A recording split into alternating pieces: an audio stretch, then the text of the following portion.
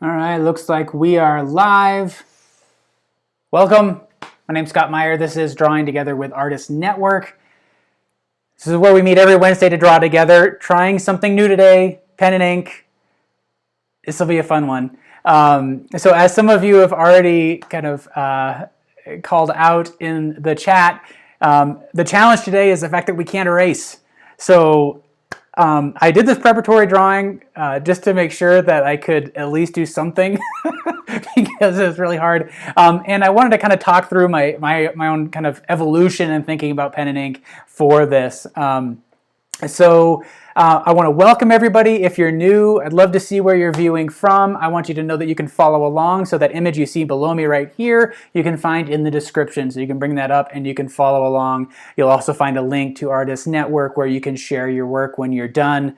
Now, I'm hoping that everything is going to be clean with this with the stream today. I've been seeing some error messages pop up on YouTube. It looks like it should be okay. So hang in with me. If it seems to buffer or stop or anything like that, let me know, and I'll see if I can adjust the settings. I had some technical hiccups this morning that have forced me to switch out computers this morning. So good times. Okay, back to the drawing. We've got this cool old chair. Drawing in pen and ink. Of course, again, we can't erase, but one of the things that we talk a lot about in the show is just kind of the process of drawing in a way that in which the drawing process itself parallels our own evolution of our observation. So as we come to better observe the subject, as we understand the subject more deeply, our drawings improve, and our drawing process is a way to get there. So it's this cycle that we go through where the drawing feeds our brain, and our brain feeds our drawing. And so, but how do we do that in pen and ink when we can't erase, we can't work through some of these issues on the page? That's what we're going to try today. So we'll give that a try today. If you have any questions, feel free to type them out in the chat. What I have right now is I have the reference image up next to me on the left here. So I've got a full-size image here. I've got the chat, and I'm going to do my best to monitor the thread. But if you type everything in all caps, it helps me to identify questions from general comments. So materials are really simple today. I'm going to be using this Stonehenge white. This is a cotton rag paper that I've used for charcoal before, but I feel like it really holds the material well, especially with charcoal. And I found that it really worked well for this pen and ink. So that's what I'm using today. And then for my pens, I have a set of these Derwent line maker pens. So I've got this graphite line, so it's a gray, and I have a black. And I'm just going to, actually, I'm going to try to do my best just getting through it with these 0.1s. They come in a variety of sizes. I can show you here off to my right. There's a 0.5, 0.8, 0.05, which is really fine. But I'm just going to try to keep it simple with just, try to do 2 of these. I've got this additional one here. One thing I noticed as I worked in the preparatory sketch is that it would sometimes kind of pick up some of the fibers from the paper and kind of gum up the pen. So I kind of have these in reserve if I need to grab them. So, okay, Rachel saying that everything seems to be kind of clumsy here. Let me see if I can make some quick adjustments to the settings. My computer is a little angry at me right now. It's very loud. So let me drop this down, see if I can make some of these adjustments so that the computer isn't working as hard, and hopefully it's a little bit smoother. Okay.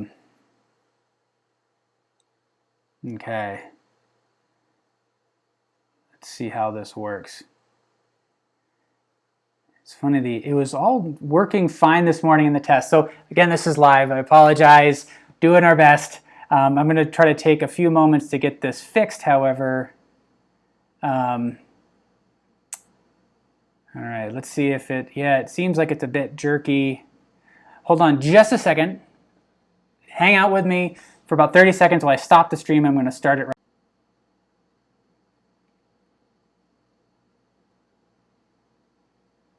All right, are we back? Looks like we are back. Still seems a bit jerky. I'm not quite sure what to do about that. So we will give it a shot. I'm just going to keep going. See what happens. So stick with me. All right, to get to it. So again, kind of going back to my original thinking here. So if you've watched all the other videos, we usually work in graphite or charcoal or kind of on toned paper with white and black charcoal. And the idea is that we start with a gesture and then we continually to refine that. And so these early marks that we make are often, we often discard them. We kind of wipe them down. We can erase them. We can clean things up as we go. So I want to maintain that type of thinking, but with a permanent medium. So I will try to walk through that a little bit. And if we look at here at the preparatory drawing, one of the ways I did that was to build up a lot of layers of essentially an ink wash using really these fine hatch marks and the cross hatching, building up these layers of value that then soften edges that way. And hopefully in a way that allows us to adjust as we go. So it's not, we don't have that kind of intimidation that we have to get our lines perfect right away. Because that's one of the things that I noticed when I first started the preparatory sketch, my first instinct was to kind of draw it out in pencil and then kind of do an outline and then fill in. And it was a really rigid drawing. I didn't like the lack of atmosphere, the fluidity, any sort of evidence of the thinking in the drawing. It just felt too precious. And so my goal then was to kind of abandon that, go back to the way I naturally approach the subject and see if I can get the pen and ink to do that. So in order to make that happen, what did I do? I've got, again, this lighter pen, and if you only have a single pen, if you're following along, then what you might try doing is play around with the angle of your pen. So if you hold it vertically, it's going to expel a bit more ink potentially. Holding it on the side like we do with graphite or charcoal gives us a little bit more control over the pencil, and we can kind of sneak up on it a little bit. And it maybe try to pantomime some of the movements ahead of time. So before you really kind of create a finished mark, kind of practice it, kind of floating over the page, kind of scratching on the surface a little bit to start to visualize where some of those marks would be. Now with this gray toned ink, it's a little bit lighter, so I can create a layer of that lighter value and then come back in with the dark pen and it can refine things up that way. So hopefully that makes sense. So let's give this a shot. I think I just want to start, again, kind of with some gestural thinking, indicating some of the marks that kind of stand out to me. Let me actually make some quick adjustments to the brightness here so you can see some of these early marks.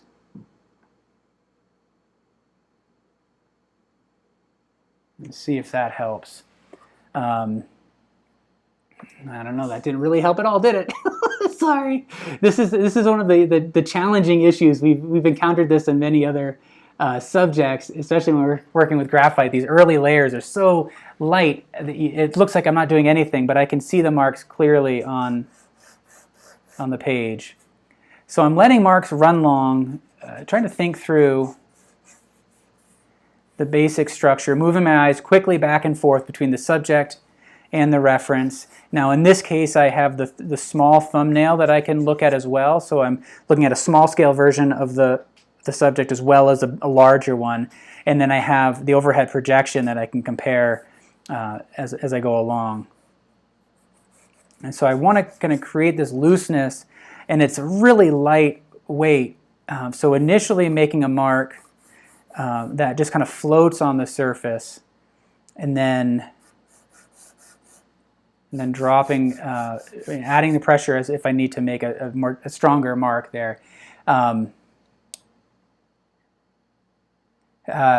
Sharia saying, so take it slow with a calm mind. I think that is a wise thing to say.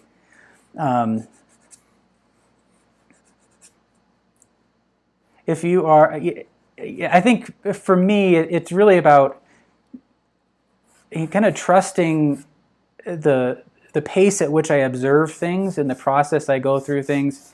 And there's a natural kind of instinct to change things based on the medium. How do I get this? I wish I'm going to make some quick adjustments here so you can actually see what I'm doing, because it doesn't look like. Let's see.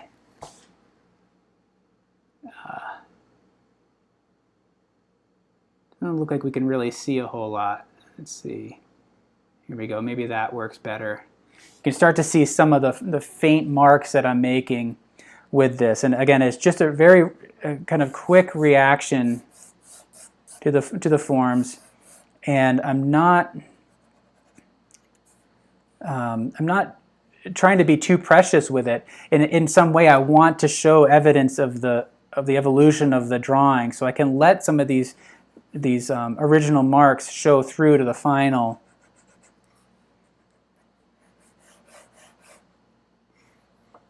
And as we start to as a chair starts to come together, we can start to make specific decisions about how things need to change, how they need to move. So, for example, I'm looking at issues with the scale, the proportions here between the upper portion and the bottom portion, but I'm not going to use any of my tools to correct that until I get more of the chair established.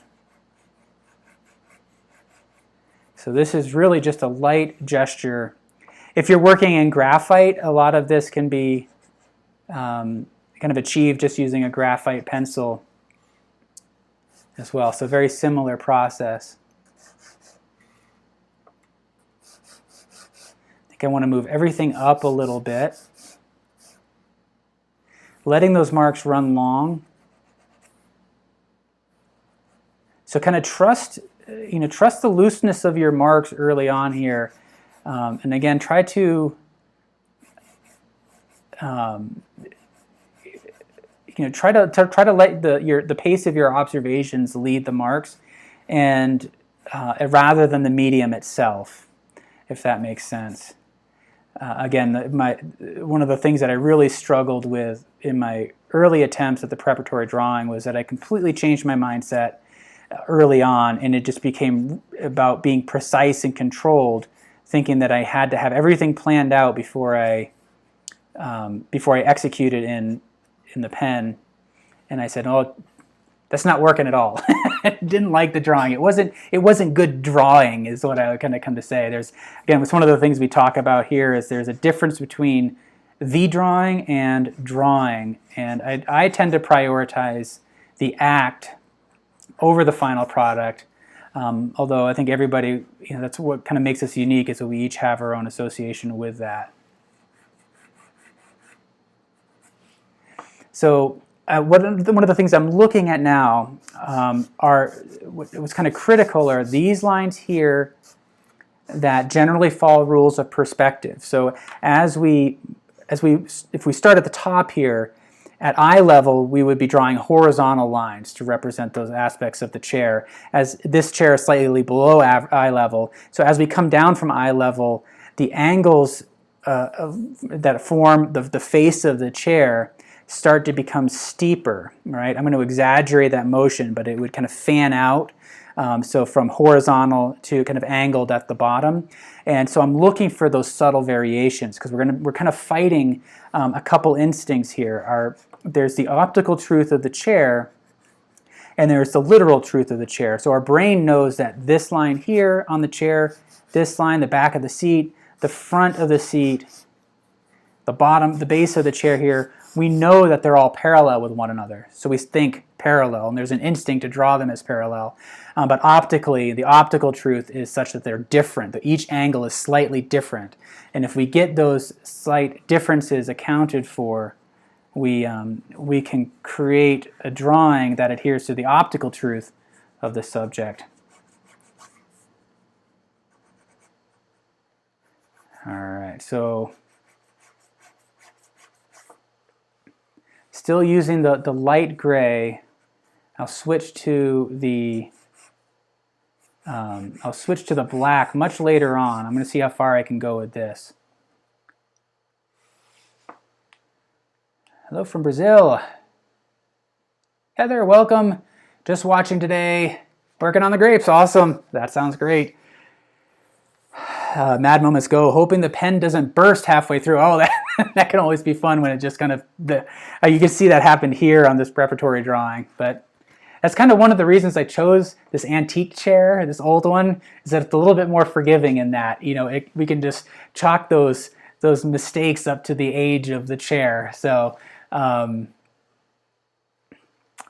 right. And if anybody is new, I just want to welcome you. This is a great community. We're just here to kind of support one another and practice drawing, kind of hold each other accountable by taking some time to draw every week.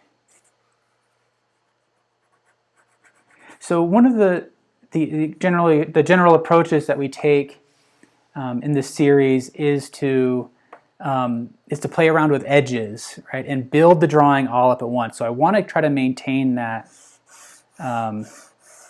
that idea as much as possible,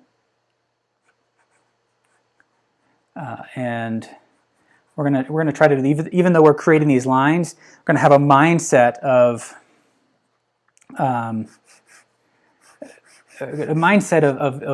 again, breaking edges and bringing things all up at once.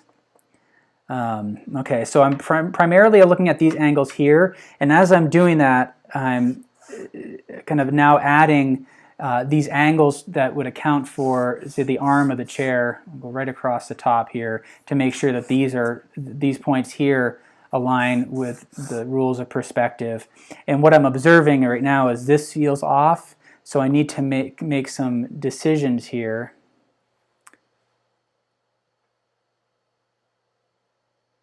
Doing some angle sighting. So I'm just holding my pen up on top of the reference image, locking my wrist. So I'm finding the angle with this pen, aligning it with the reference, and then bringing it in on top of the drawing. And in this case, I'm laying it on top of the screen in front of me that has the projection overhead. And kind of adjusting the proportions a little bit. So bringing this arm up, maybe dropping this down a little bit. And now I need to look at the angle of the arms receding backward. So this doesn't feel correct, but it seems to be correct when I do some angle sighting. I think what I'm going to do is I'm going to take this diagonal here. So I'm going to find this spot here, the corner where the cushion meets the armrest, and I'm going to create a diagonal across here, the corner looking at the end of that seat. Find that angle, and that changes things quite a bit. Actually, that's got to move. It's got to move over and down.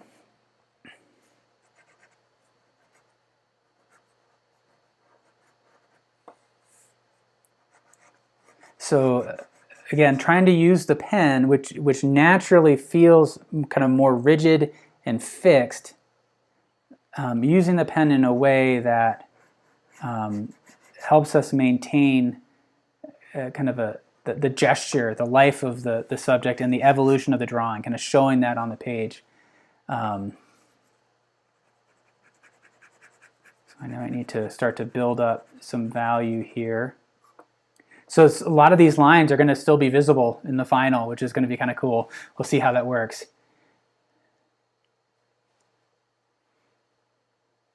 Shari is asking, how can I know if art is my passion or only a hobby? And then Rebecca asked the question, can you explain a little about the Derwent pen, different values, grays and blacks? So yes, I have two lines of the pen. So they're both of this line maker, and they come with slightly different qualities. So this is the graphite line, so it's a gray tone to the ink. And then this is right here, this is the black that I'll be using, so this gets a nice deep black. And then it has the size of the nib right here on the end. So the higher that number, the wider the nib, the bigger the mark it is. And so some people like a really fine one, like this one, the 0.05 is a really fine mark. So really fine detail there, but it's the same ink, it's all the black ink.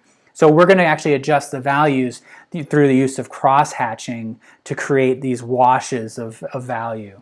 And then Sharia, it has a really interesting question about the passion versus a hobby, and how do you know? And I'm kind of, let's see, yeah, I'm kind of curious how everybody else feels about it. See what kind of comments come out while I try to connect with how I feel about it.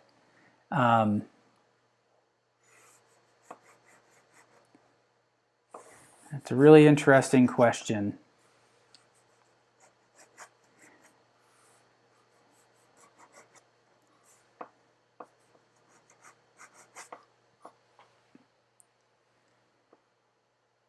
Yeah, because part of thinking about the issue of passion and work, to some degree that can kind of come and go as an artist. And I know a lot of professional artists that they'll cycle through where the passion sometimes feels really intense and sometimes it goes away, but you just keep working through it. And sometimes the work itself generates that passion. But my general take is that I feel like everybody to some degree should make art. It's one of those human acts that we all do. Like we should all sing, we should all dance, but whether we make it a profession is a different thing. It's going to be a different set of decisions that we kind of step through if we feel like we need to take it to a level where we're actually making a living at it.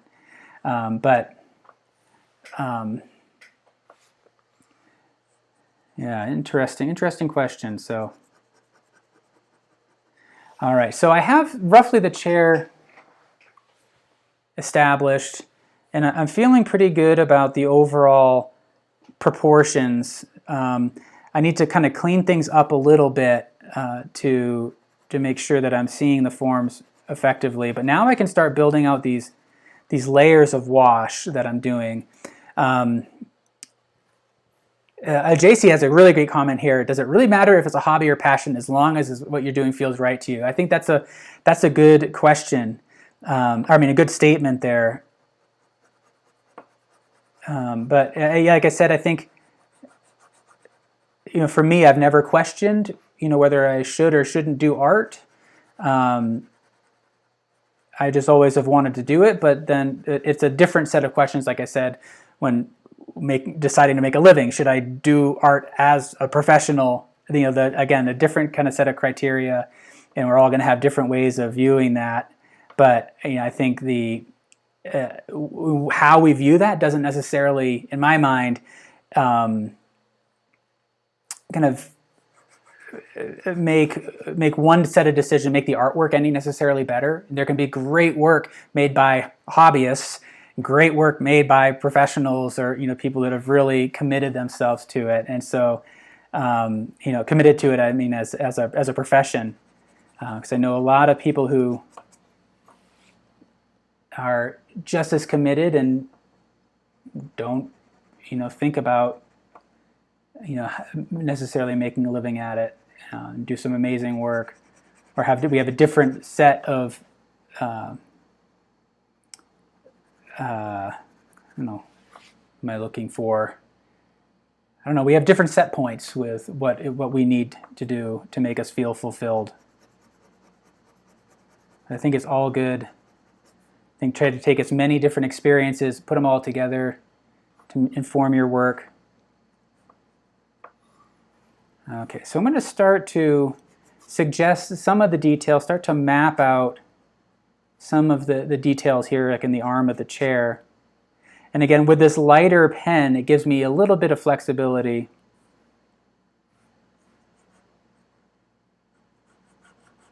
Knowing that I can come back in a little bit later and go a little bit darker with stuff. When you're working with the arms, it can be helpful to keep checking in back and forth to make sure they're staying in alignment with one another. Now, the chair is pretty beat up, and so it gives us a little bit of flexibility with regards to precision and accuracy. We can just say that adds to the character of the chair to to have things misaligned. So kind of play around with that. One of the things that I'm thinking about doing though is rather than really kind of latch on to specific curves, trying to still think in terms of straight marks. All right, so I feel like I need to start building up value. I've left this whole corner undefined because in the reference photo it falls into that dark shadow, and I want to kind of build that out. But I feel like I've got a rough map here, and I can start to build up some of the values back in here. So it's going to be a lot of really quick movement, and I don't know how it's going to play out on the camera. So just like when I'm working with the charcoal, I'm not being super precious with the edges. The one area where it might be a little bit more precious is right in here, but even then, I'm not going to worry about it. So I need to be a little cautious. So right in here, the light's strong, but I'm just going to go for it because what I'm looking for are fluid marks here, and this is just a really light pass using the weight of the pen, and then changing up the direction of the marks. So just general kind of vocabulary here.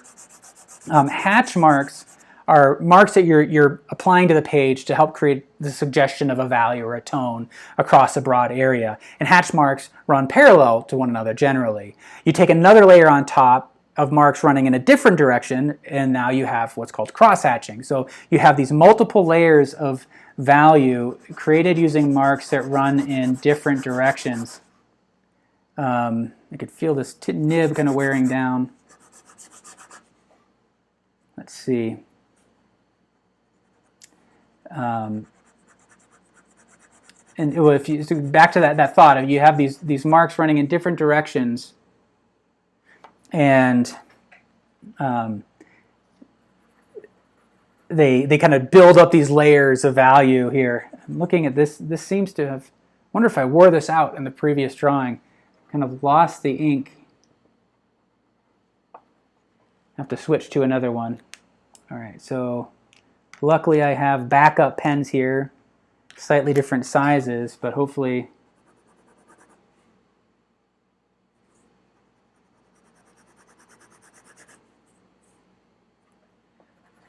there we go. Got some ink coming out there.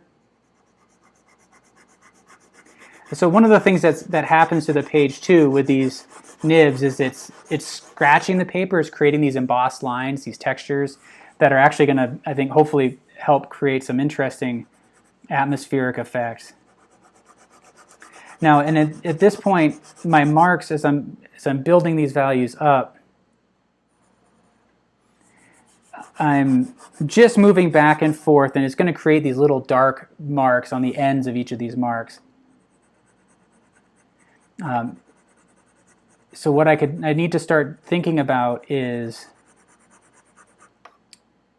it's not really showing up. What I need to start thinking about is where I'm putting the weight on my marks so that I don't get a lot of these blotches here. So thinking about kind of pulling and lifting, kind of feathering the marks off, as well as kind of a soft landing on the page and pulling into a mark. So getting comfortable moving back and forth that way. So this is staying a little bit too light for me, and especially for the camera. So I'm going to actually switch to the black.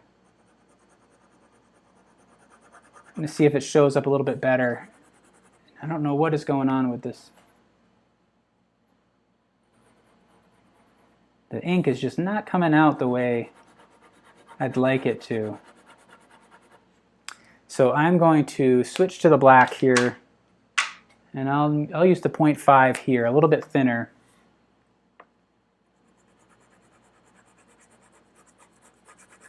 And hopefully these marks show up a little bit better.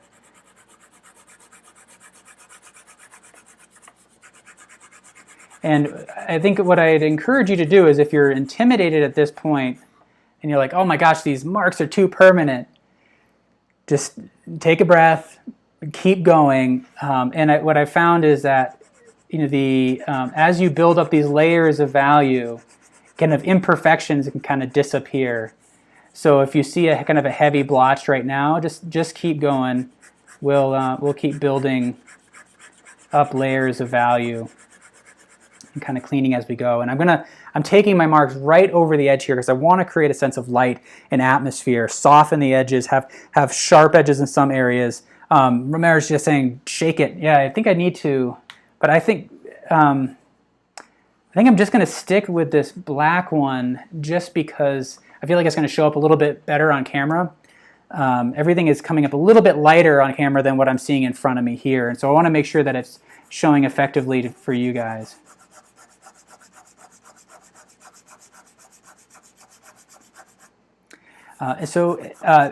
Early on, kind of practice making quick, confident marks. In this case, I'm drawing more with my shoulder, my elbow, playing around with the angle of the pen and the speed as well.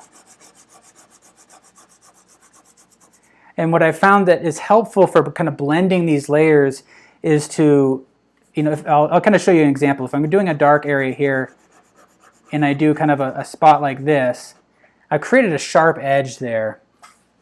If I'm trying to create a wash of value, I'm carrying it across, I'm working towards the chair, gradually getting lighter and kind of feather that out so I don't get that sharp edge. If you do get a sharp edge that you don't want, then keep building up layers of value to help kind of soften that up. Now, one of the things that's also challenging is I realized that when I did this drawing, I could turn this thing all over the place to kind of get all these different angles, and I can't do that right now. So I have to kind of change my approach and my technique a little bit to get some cross-hatching in there.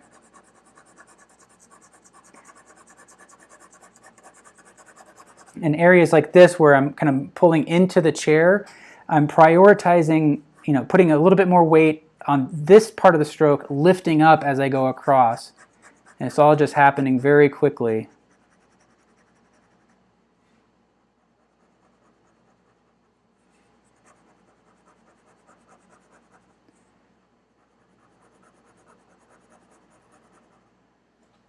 So it's all a very light touch with the pen right here.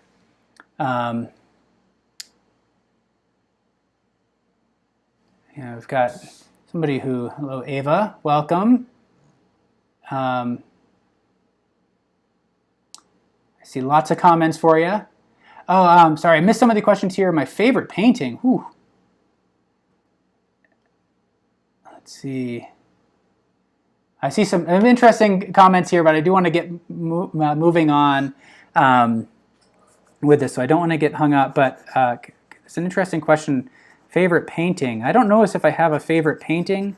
I do have some that kind of stick with me at various times. I talked last time, I think, about some of my influences. John Singer Sargent. Neil Welliver, our two big ones, Cezanne. We looked at Monet a lot when I was younger. I really liked Monet. When I was starting off in college. Come on, ink. And one of the things that it kind of occurs to me too is that one of my minors was in printmaking. I'm doing intaglio prints, so etchings and things like that, dry point, and it would have a very similar look to this that I really enjoyed.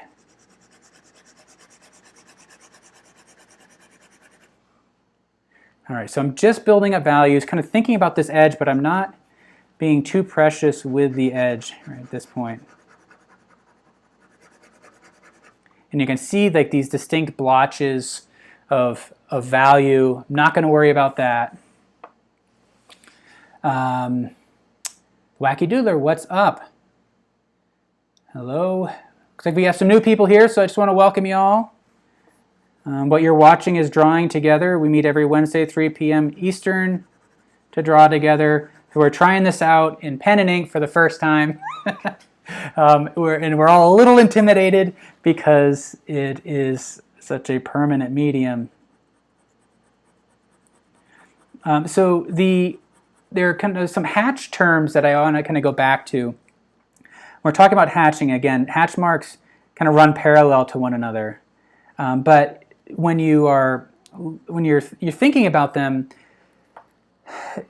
one of the things to consider is the direction of your marks relative to the form of the subject. So in this case here, for example, as I'm working down the arm of this chair, you could call this parallel hatching, in that I'm making marks that are parallel to one another, but they're not really making reference to the contour of the object. And so then you could also take a look at the hatching and run your marks along the cross contour of the subject, so really wrap around the form. And that's kind of more of a kind of dimensional or contour hatching that can be really helpful in reinforcing the form of the subject. So I'm seeing this shadow here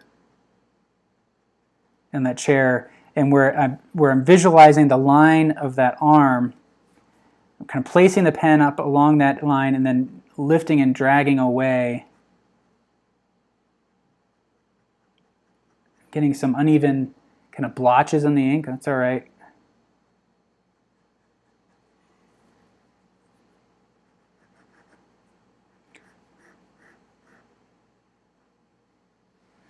All right, so I'm kind of locking in that back line of the cushion. And we're just going to continually build up these layers of value. And if you're a little intimidated at this point, just keep the marks light. If you build up enough of them, you'll eventually, they'll all kind of blend together nicely.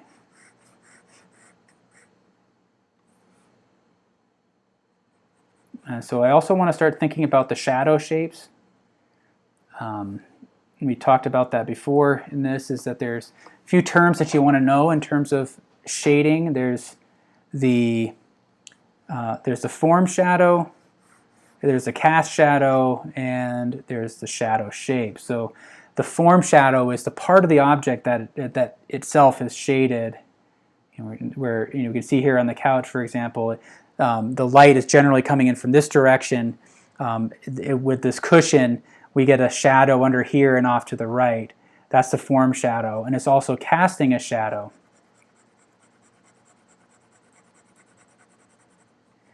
So the cushion is casting a shadow onto itself. The chair is casting a shadow on that back wall. And so what I want to look at right now is pay attention more to the shadow shapes, which is the combination of the two. It's the form shadow and the cast shadow combined together as a single shape. So if I squint my eyes, for example, this whole section of the chair falls into shadow.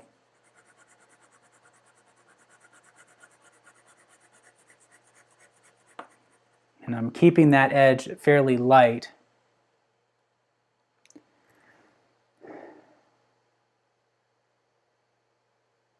Romero is saying, you're out in Wakefield, New Jersey, doing some urban sketching.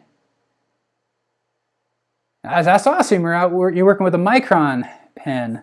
So, yeah, I know a lot of urban sketchers like to work, to have at least part of their toolkit have some Micron pens.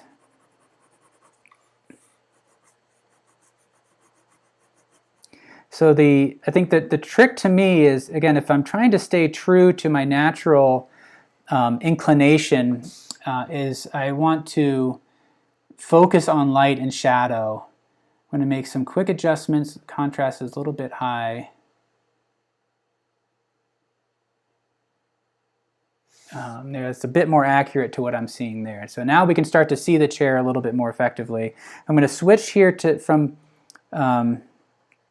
I've kind of laid out the form, but I want to start thinking about the shadow shapes now. So I'm kind of orienting myself a little bit, finding that bottom edge of the chair, and then I want to start blocking in some major values.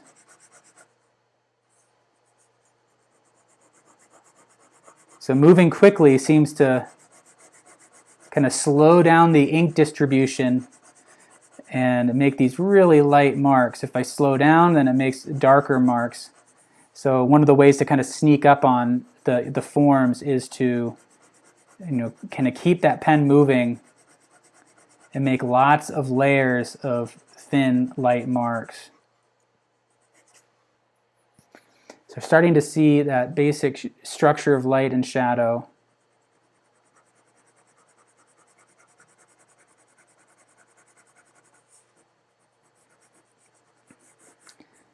There's some, I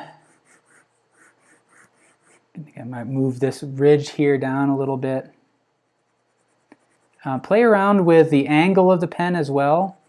As you're trying to get used to the pen. If you haven't drawn with pen a whole lot, it could be challenging. Now, one of the things we talk about a lot here, especially when we're working with charcoal or graphite, is being able to hold the pencil or the charcoal in an overhand grip to create your variation of angles. You can't really do that with a pen. It kind of lends itself to this tripod grip.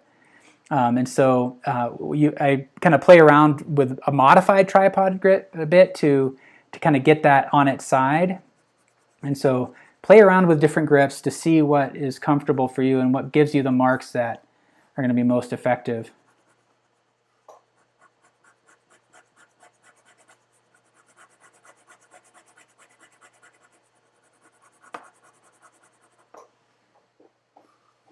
All right, so how are we doing? How's everybody doing? Everybody following along? Anybody just watching? I'm going to draw later. I know, Heather, you said you're working on the other one.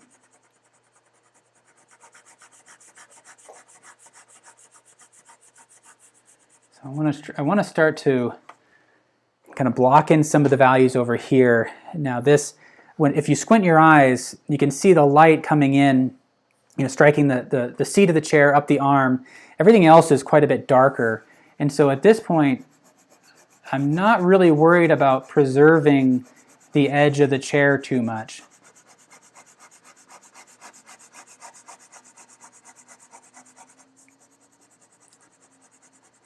So I can take these marks and go right over it and just kind of try to build up these tones of value.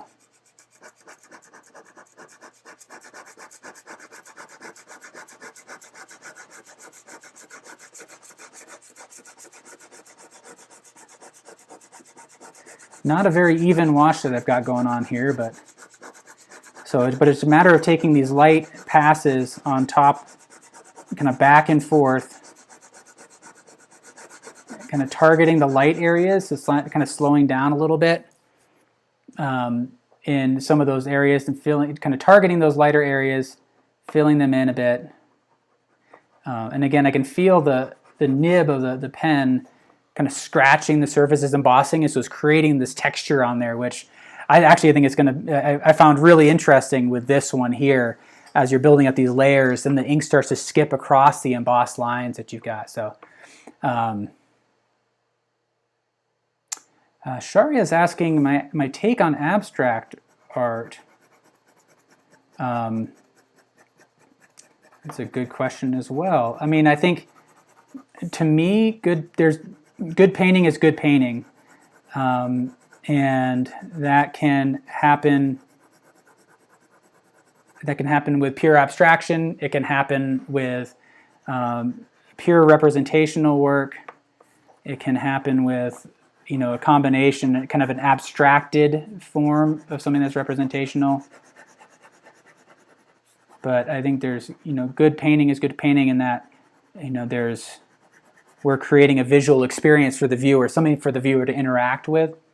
That and it creates some sort of emotional connection in response to the viewer. But I think part of what, to me, is evident in works that I really respond to is when the work feels like it's in sync with the artist. Like the artist has found a visual language that aligns with who they are, and it comes through in the work. And so that's something I kind of think about. And I've seen, I've had some really strong reactions to pure abstraction. I've had some really strong reactions to highly representational work as well. I think one of my favorite painters is Mark Rothko. But I also, really enjoy, the works of Rackstraw Downs or Neil Welliver or, Cezanne, all over the place. So that's my take. Again, this is kind of an open forum for people to share their ideas as well.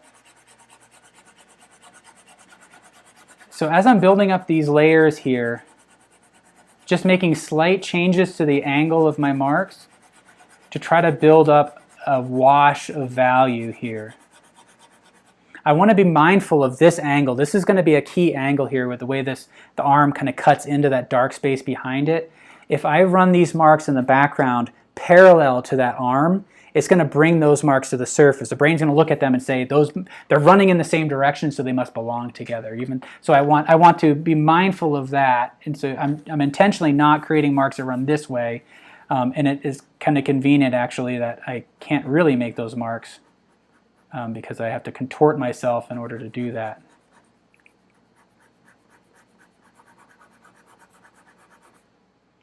So some kind of blotchiness forming there. So I just kind of switched this grip to this modified grip a little bit to kind of play around with it. It's kind of making some interesting textures on the surface there.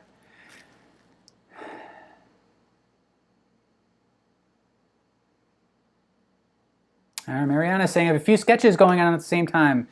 Like the open windows on my computer, kind of my attention jumps. That's a feeling that I can definitely associate with, kind of jumping from one project to the next. And I know a lot of artists that work that same way. You'll have multiple paintings going on at the same time.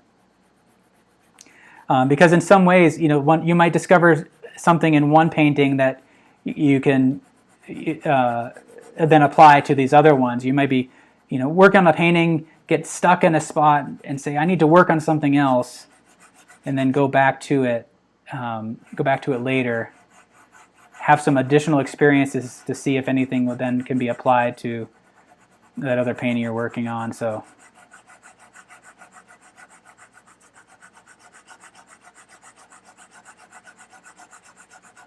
you can see these really fine layers being built up, and this is with the black pen.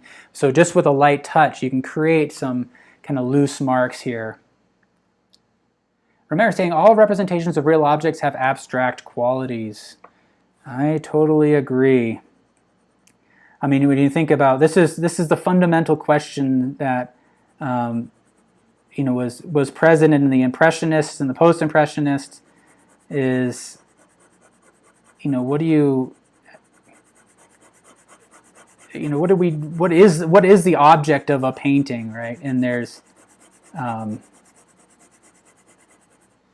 it kind of opened the door to thinking that eventually went down to the abstract expressionist, where that says that really every mark you make on the surface is an abstraction. And so if your goal as an artist is to express truth, are we lying in some way if we're trying to convince somebody that what we're looking at on the page is actually real? How do we kind of honor the medium of the paint?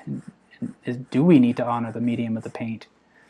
And it led to some really interesting thoughts there. So I'm noticing that this pen it's either drying up or something, but it's becoming quite weak. Which isn't so bad. Like I said, I can kind of sneak up on some of these values this way.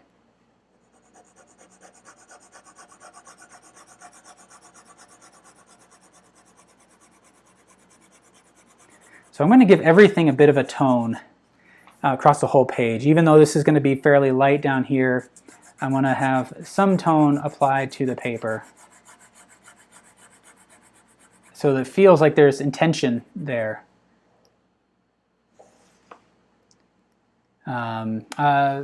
The pen I'm using it's a Derwent line maker. I'm using the 0.5 right now. This is the black. I was using the graphite pens earlier, and it just I think I had ran them out, or something's going on with them. Wasn't really showing up well on the camera, so I'm going straight for the black ink here. So that right there could be trouble. Like, left these little burrs on the end of those marks. I kind of wasn't really paying attention to what I was doing with those marks. So let's see how to fix that. I'm going to flip this over here.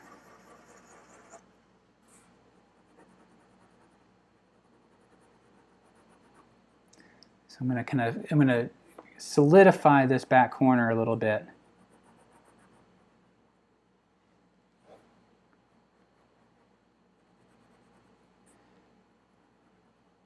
I just kind of turned, I just rolled the pen in my hand, and I think what I'm doing with all the kind of the rough work on it, I'm wearing the nib down a little bit, and so it reached this kind of flat spot. So I just have this kind of scrap paper over here, off to my left here, that I can kind of go to and use it to clean off the pen nib a bit. All right. Shari is asking about the texture of the bricks. That's another good question. So I'm going to build that up. What I want to do right now is build up the major shapes, the values, to get a sense of the light and shadow, and then we'll get into the texture towards the end. And I think how are we doing on time? We're almost an hour in, so I want to make sure that we kind of get through as much as possible here and start to get to a sense of refinement.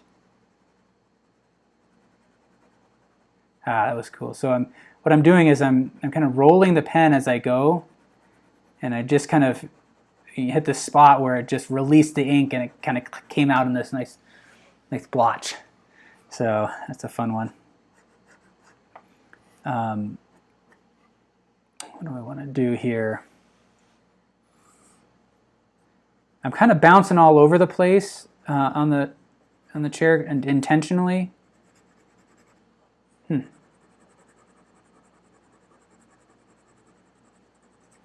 So what I need to do is kind of stay more vertical. So I'm going on the side. It's not really releasing much ink when I tilt it on its side. So I'm kind of staying more vertical, and I'm going to work this edge here a little bit to try to create that sense of atmosphere.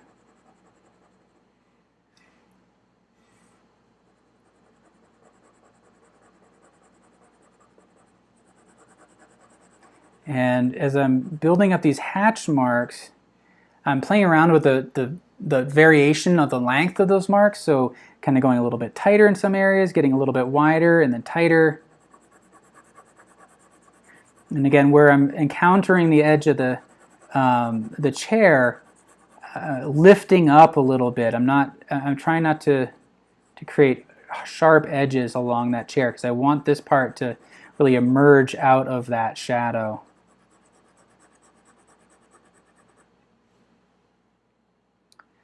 So it's just a lot of these fine layers of tone that we're building up. Again, my first attempt at the chair in pen and ink, I did a line drawing with graphite, and then I went on top of it with the pen, and it was really stiff and rigid. So I didn't like it. I liked the idea of atmosphere in my work, and so I said, this is not who I am. Let me kind of try to maintain my sensibility and adapt it to the use of the pen. Yeah, so I'm just trying to soften this edge, and then also, especially right up here, as that shadow, as it kind of fades out onto the arm of the chair, really allow the arm of the chair to kind of emerge out of that.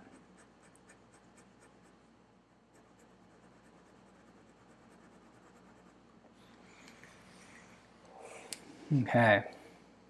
Farad, thank you for that. I'm going to hide that comment.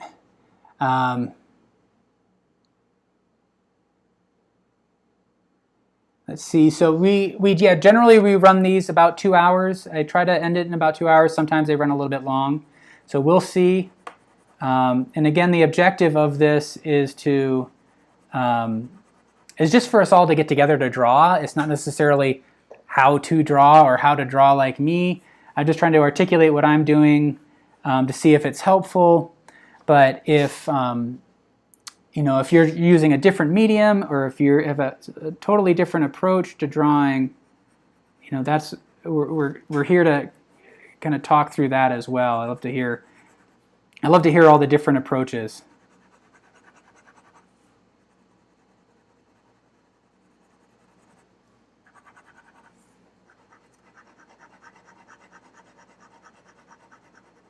So I'm just slowing down a little bit so I can lay down a little bit more ink. And when I need to lighten up, kind of just speed up the marks a little bit. So this is all kind of slow going. Looks like we have a lot of new people out there. So welcome everybody new. I'm seeing some more hostile comments today, but welcome anyways.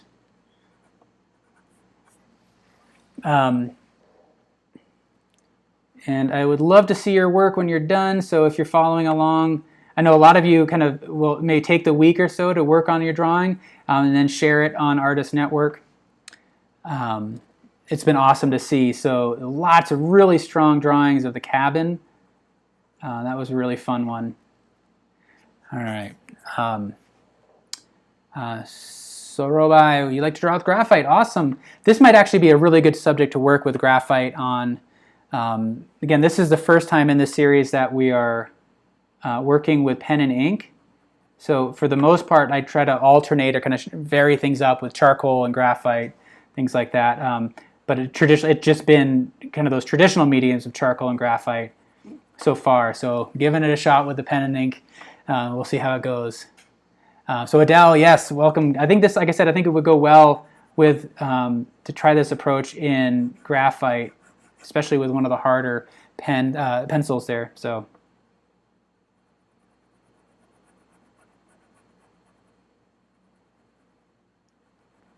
All right, so what I'm doing now is I feel like I need to start to refine things a little bit. I'm going to work on the front of the chair here. Sharia is asking, are there any paid courses? Yeah, we have lots of videos on Artist Network. And if you're a member, you get access to the entire library. And so there's 700 or 800 videos total that we've got of instructional videos. I've got a few myself that are up there. And then tomorrow, for members, we have an exclusive interview with Aaron Schur, he's a really great landscape painter. I really enjoy his work. And he's going to be talking about kind of the inner monologue, chatter as an artist, right? So where does your mind go? How to control the thoughts? Kind of get his insights on, as a landscape painter, what that role of that mental chatter is. And so it should be a good one. And so if you're a member, you can kind of join in and you'll be able to ask him questions. And so I'll be chatting with him for that. It's called Open Studios, a series. And we're going to have Ron Hicks on in a couple weeks. He's a great painter. And then Mary White, a fantastic portrait artist working in watercolor. She'll be on to talk about her series of portraits and this new show she's got. So yeah, we've got a lot of videos on Artist Network. All right, so what am I doing here? I want to kind of step back a little bit and kind of connect back with what I'm doing. I'm kind of working back and forth between these two areas. So I'm staying focused on the front of the chair, but I'm trying not to be too kind of heavy-handed with some of these marks here. All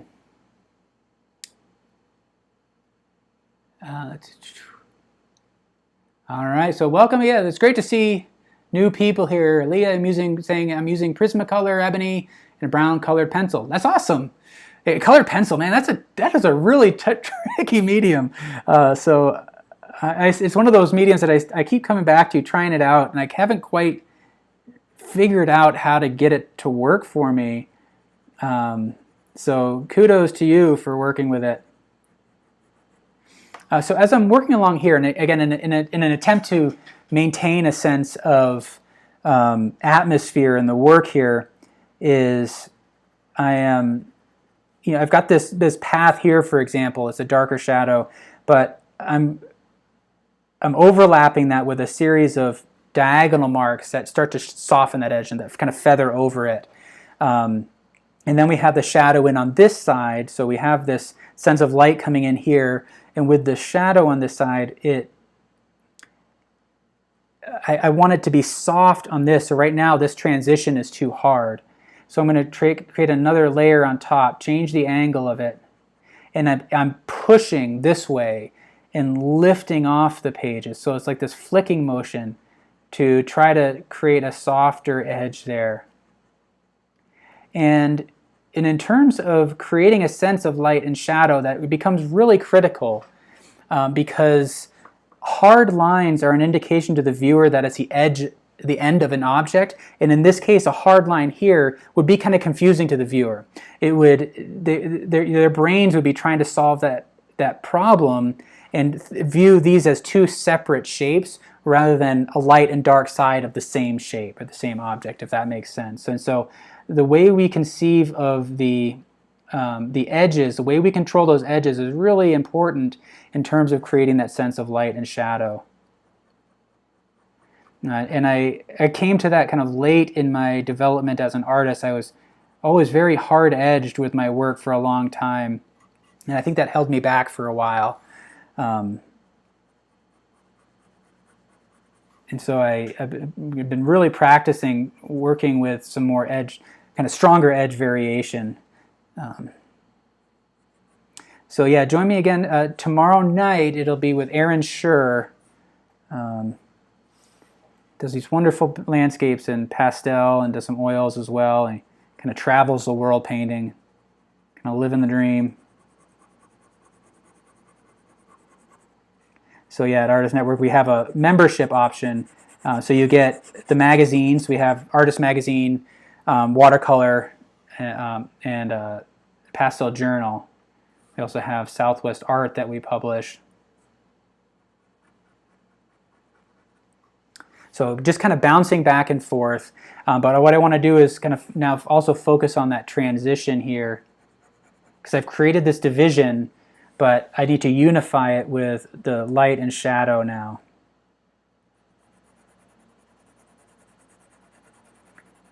And as I'm thinking about creating a wash across that whole side here,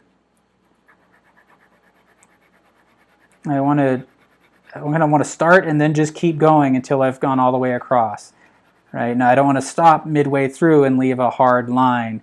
So as I'm building up these layers of cross-hatching, once I've started a layer, just keep going.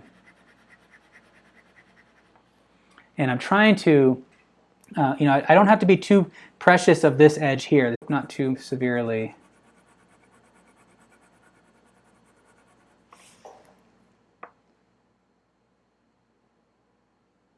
All right, I hope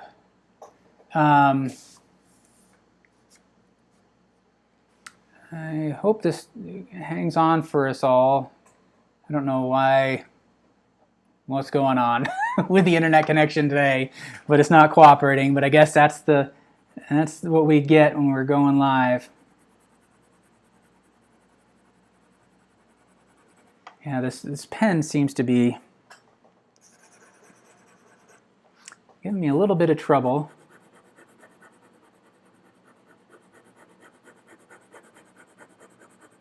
And I don't know if it's a situation with the nib or if it's the ink. But they're fairly new pens, so they should get us through this drawing.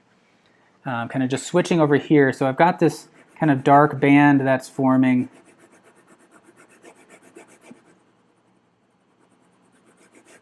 And I need to kind of feather that out a little bit, complete the back of the chair, kind of block that in a bit more. I hope this session is going all right. I feel a little bit scattered because I'm kind of thrown out of my comfort zone working in ink here. So the instruction is a bit different than what I'm accustomed to. But I think, for many of you, you've been with me since the beginning. We're on episode 94, I believe. And I thought, well, I think it's time to change things up a little bit. So we're trying things out, and I kind of encourage you all to take risks, and I need to be an example of that to some degree. I can't always play it safe in my comfortable mediums. I got to shake things up and see how it goes. And as Effie said, I think it's a great way to I don't know, to kind of shake things up as and help you to become better connected with their media that you work with. All right, I'm going to switch the pens here. The 0.5 seems to be giving me trouble. All right, so I'm going to the 0.1. And it's kind of making those darker marks now a little bit more permanent, so I can need to be a little bit more careful here, really nice and fine.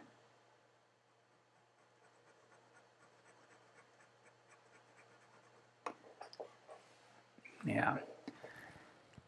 All right. Yeah, Dustin, yeah, I should sharpen it with my X-Acto. Yeah, that would be interesting. I should give it a shot. It is fun to try out these new mediums here, but like I said, it's a bit intimidating at the same time. And we talked about that before in this series, that the idea of that marks are thoughts, and there's a connection between our brain and the medium that we work with. And I always encourage students as they're trying to find their voice is to find the medium that allows them to work at the speed of thought. And so whatever that means to you. So we each have kind of a pace to our thoughts, and how quickly we kind of move through solving a problem, in this case, understanding what this form is. We all have that pace, and some media just kind of align better with that. So for example, I tend to do a lot of oil painting, and it works really well for me, and aligns with the time I need to understand the form. When I switch to acrylics, it forces me a little bit to move a little bit more quickly because it dries so quickly, and then that then necessarily kind of affects how quickly I process the scene in front of me. So the speed of the medium also affects the speed of my thoughts, and the speed of my thoughts then affects the working process as well. So I think you take some time to really discover what medium you feel comfortable working with, and allows you that kind of fits nicely in with your processing speed, but then also shake that up a little bit, kind of poke holes in that understanding by changing and trying a completely different medium occasionally. So I'm just kind of building up these layers. Now this pen is really depositing a lot more ink, so I'm trying to be a little bit more I don't know, controlled with this, being more observant of what's happening on the page. So I've got like this dark ridge that's forming in here, so I'm looking at the lighter areas on either side of it, filling it in a little bit to kind of soften that transition, and then you can go back in on top.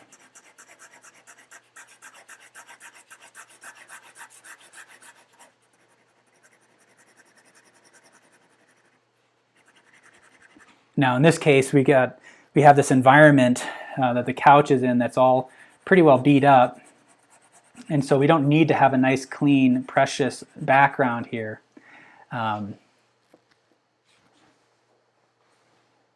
Let's see. All right. Thank you for the comments, everybody. Shuri is asking, have I ever tried colored details on a graphite sketch? I have. If I have, it's been a really long time ago. I feel like I have done it before, but I can't think of specifically, so it's It's possible that I'm just making that up. If that's something you're doing, I'd love to hear your experiences.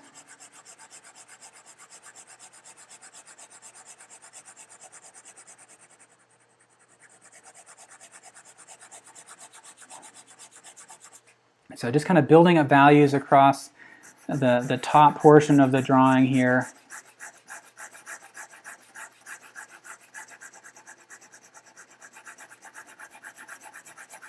And I want to drop all the value back in here.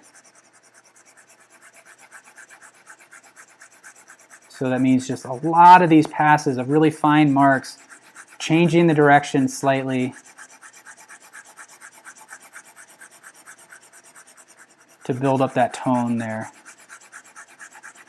I'm going right over that edge. And so in doing that, I'm kind of leaving some of these dark marks over here. We'll see how that plays out. See if we need to make some adjustments to it. I kind of feel like I need to drop this top portion of the chair down. Let me see how that looks.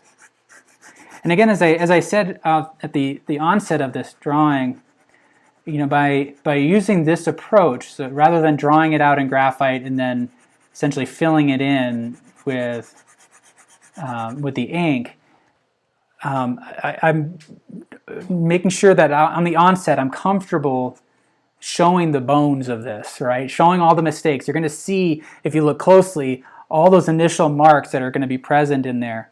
And to me, that gets exciting. I don't know if anybody has had a chance to observe, say, like a Rembrandt drawing or an etching, but there's a quality to those works that is similar, where you get a sense of the thinking behind the creation of the image and the evolution of the thoughts throughout the working process. And so when you're looking at the drawing or the etching, you're seeing the action of it all, which I think is really really fun. So I'm just softening this edge back in here.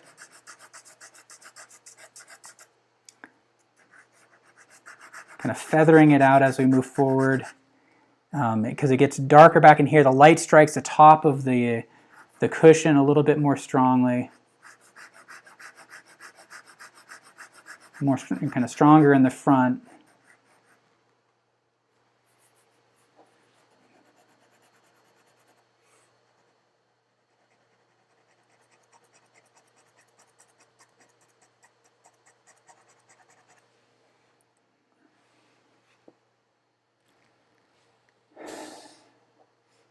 I see, oh, let me show this comment here. Brenda is asking a question. Is your pen a 0.01 or a 0.001? My pen is much darker, and it's 0.01. I have a 0.1, so I think it's even bigger. I do have a 0.01 somewhere. I had one. I think it fell off on the floor somewhere. But I have a 0.3, 0.8, a 0.05. Actually, I think it's the smallest one that I've got. So yeah, I've got this 0.1 that I'm working with. Mary is saying, I use a fine roller ball. My drawing looks nothing like yours, but fun, but totally out of my comfort zone. Awesome! Congratulations, and thanks for sharing that. I'd love to hear that you're out of your comfort zone there. Yeah, I don't really know enough about pens to speak intelligently about them. You know, there's an artist that I follow, Alfonso Dunn, who does a lot of pen and ink work and tutorials, so you might check him out. We have some videos on Artist Network with Mark Taro Holmes, who's a urban sketcher. I think he might have some pen work as well.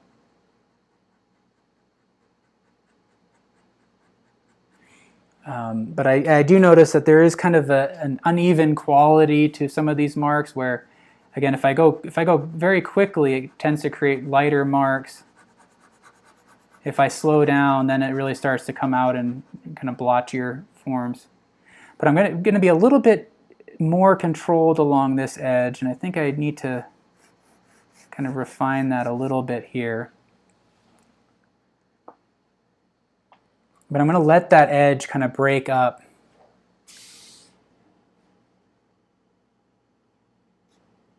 Oh, Brenda, I'd like to hear more about what your comment is. Totally out of my comfort zone because of the perspective. Had to start over twice. I'm curious to hear like what is it, just kind of getting these main lines on the chairs, proportions. Audrey is saying, I'd love to learn how to do urban sketching. Yeah, there's a lot of good resources out there, a lot of really good artists that do urban sketching. It's a really cool community, those urban sketchers. So much variety in approaches, and there's kind of an openness to experimentation that I really enjoy. So I think if you can find an urban sketching group in your neighborhood or your community there, then that can be really helpful.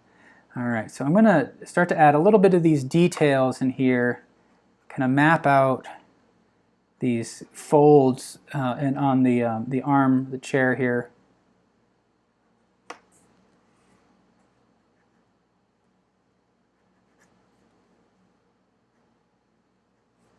think most of the real sketching that I do outside of this show is really more for my painting practice, so to try out a composition, for example, before I commit to a final. But I really, like I said, I really enjoy the mindset and the kind of the community in urban sketchers.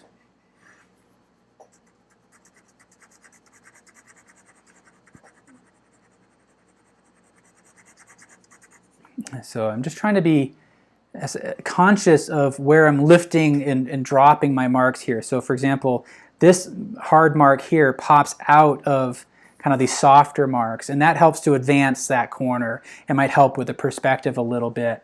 One of the things that can be difficult is sometimes, you know, there's a linear perspective of the chair, but then there's the atmospheric perspective, or there's the contrast and the value structure.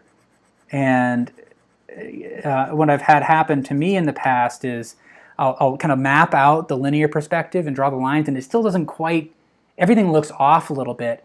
But when I bring in the light and shadow structure and I start to really see it as a three-dimensional object, then it starts to become more comfortable. And it like, and those marks may have been actually correct. They felt off, but it was because I wasn't really interpreting the form as a three-dimensional object, because there's that switch that happens in the drawing process where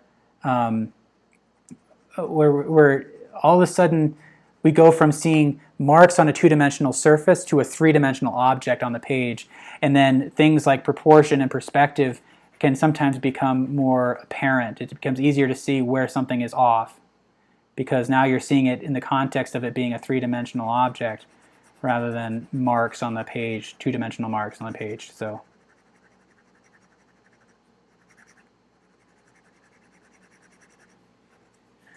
okay, so I'm just kind of moving into that background here, kind of clearing my head a little bit. I was getting a little bit in my head, thinking about the details in here.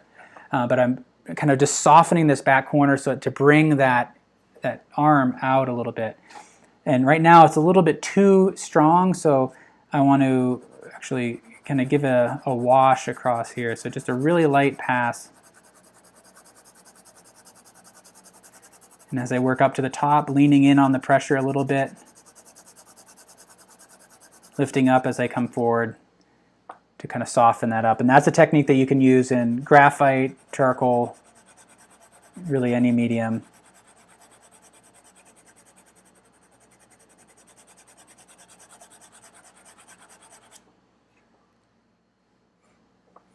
And I want to get some shading in here that wraps around the contour of that arm to give it a little bit more structure.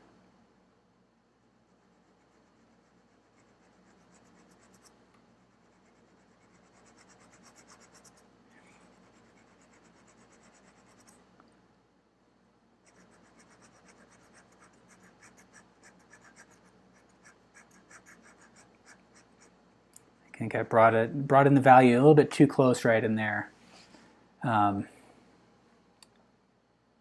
Oh, They just got the comment about what about rounded marks over the arms. So that's what we're just switching into now. So kind of built up an initial wash of value using the parallel hatching, and then come back in with the with marks that really follow along the cross contour.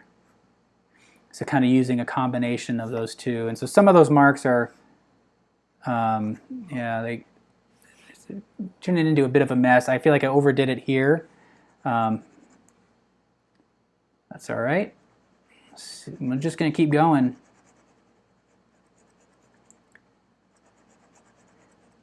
And so as you're working, I think some of you have alluded already to the idea that you've started over multiple times, and that can be a really kind of a personal choice when to start over and when to kind of stick with it.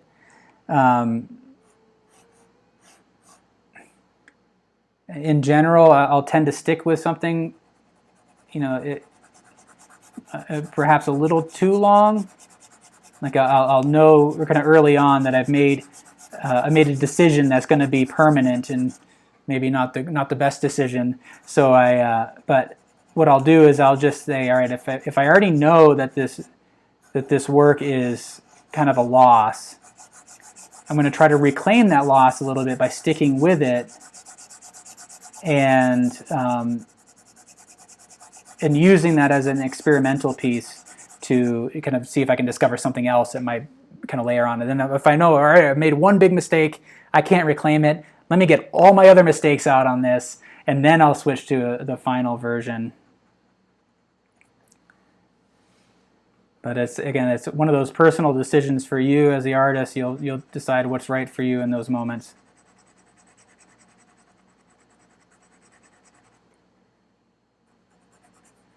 All right, so I'm just building up washes here, kind of changing up the direction of the marks on each pass. I want to actually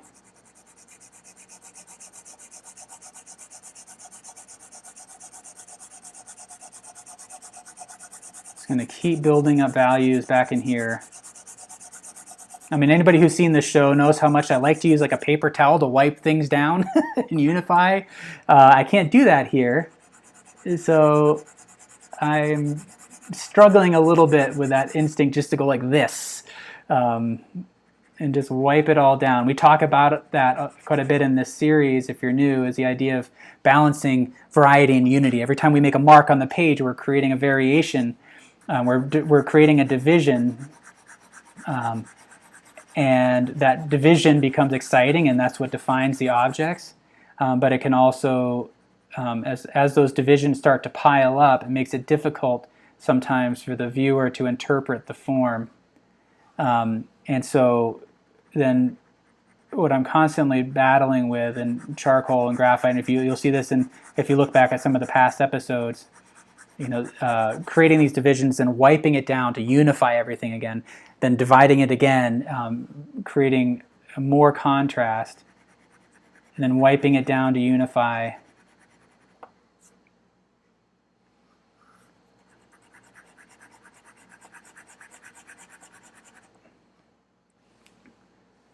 All right, so I think what I want to do is I'm going to kind of block in some value here.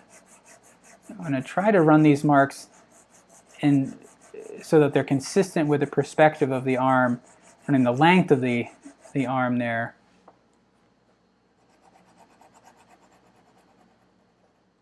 And I need to darken in along this stretch in here. I've kind of lost that edge of that couch cushion.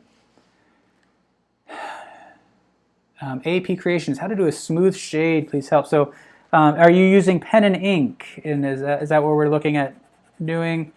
Because if you're using pen and ink, the way to kind of smooth that out is to build up fine layers on top of it.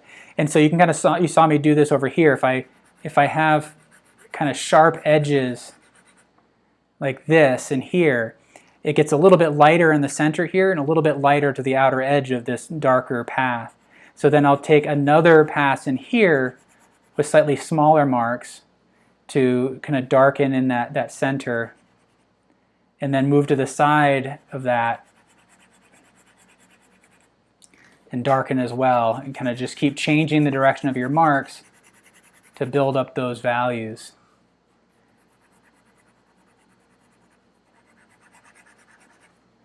And then if you need to, kind of unify everything with a nice big wash, these broad marks that kind of cover over everything. If you're talking about kind of smooth blending in another medium, then there's lots of different tools that you can use to do that. I typically use a blending stump and I use a paper towel are really the two things that I use to help kind of smooth things out. But there's actually a similar kind of principle that we talk about, the idea of if you have blotches in an area, kind of target the light spots around the blotch and try to fill that in. So I've really kind of lost the form of that arm of the chair. So I'm going to have to kind of sharpen that up a little bit and darken that even more. Now I can, so now this reads as in shadow against the light here.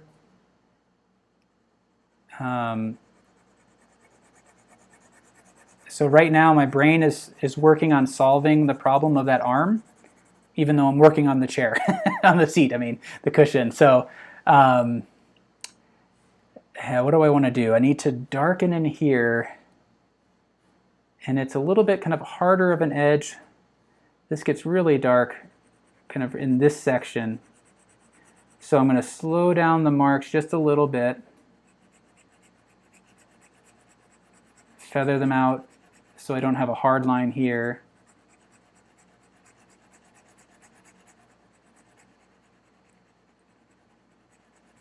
And I'm just moving back and forth.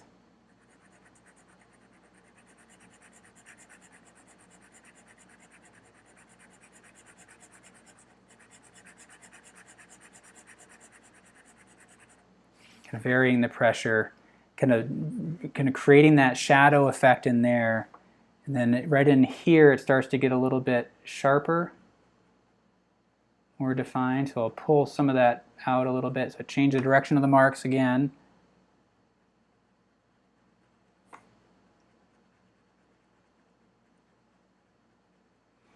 Now, because I can't rotate the paper, I'm relying on the kind of the flick of the wrist and then the fingers there to create those marks. If I was able to rotate the paper, I would do that, but I can't. I'm just kind of softening this edge in here to help create that rounded quality. It's a little bit sharp right in here.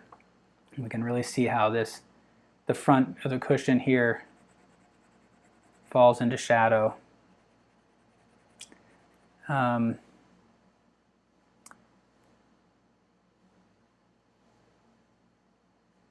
I want to see some of these questions here that I may have missed.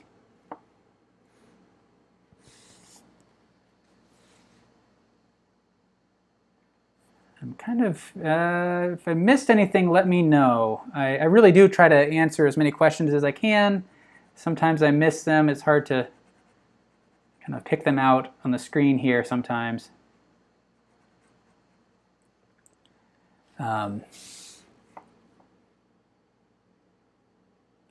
Adele is asking, is the right arm too big? I think it is. I feel like what I did is I brought this over too much. So I think I can sharpen that up a little bit.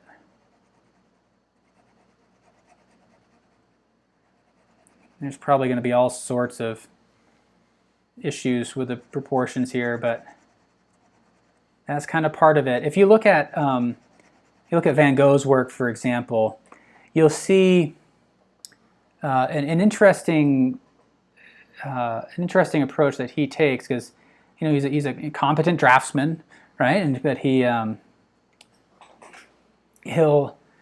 often sacrifice proportion and perspective for some sort of emotional impact, and that's not necessarily something I'm doing here, but it does make me think about the role that precision plays in all of this, precision and accuracy, and how we each kind of have our own kind of mentality with regards to that threshold of what is acceptable in terms of the precision and what's not.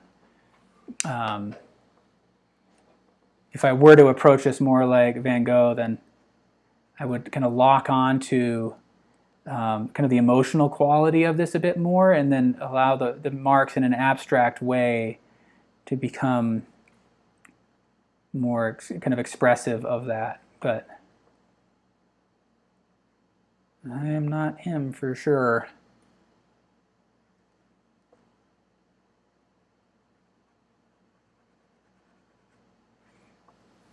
All right, so as we come down here, I'm looking at just at these creases in there and try to subtly suggest them, because it's one of those things that I'm noticing that as I became aware of them, they started to become heightened in my mind, and I have this tendency to kind of want to overstate them.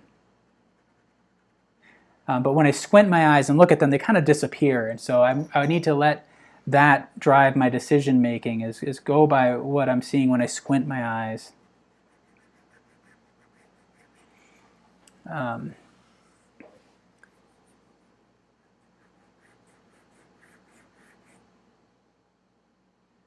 So as I map out these thin shadows here from the kind of the chords there on the front of the cushion, I want to break that up. And it's going to read more like a thin shadow if I establish that path as a series of marks that run vertically rather than along there.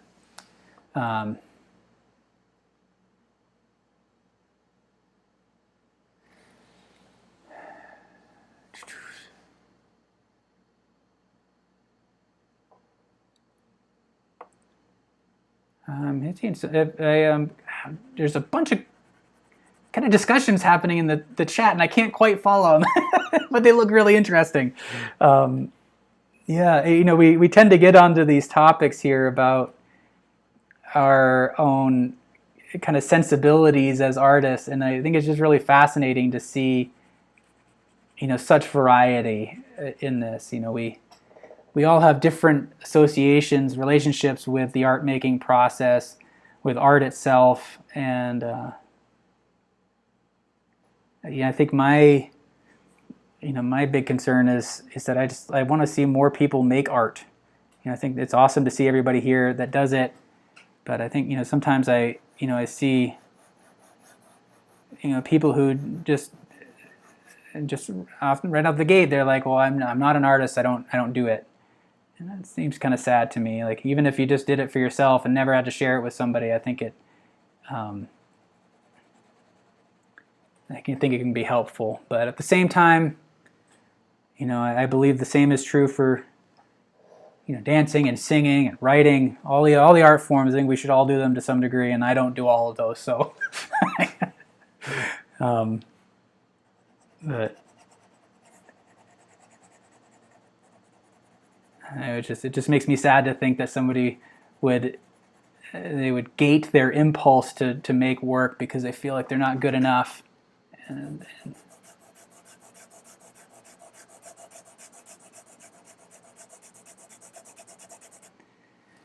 all right, so it's starting to come together. I feel like we're kind of capturing the spirit of the chair.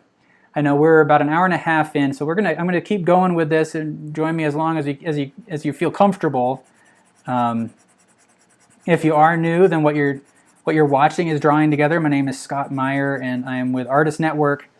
So we do this every Wednesday, 3 p.m. Eastern. We draw together. And this time we're experimenting with pen and ink.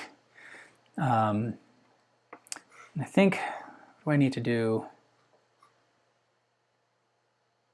I feel like I need to continue to resolve this arm a little bit. So what I'm going to do is, this needs to be a little bit darker.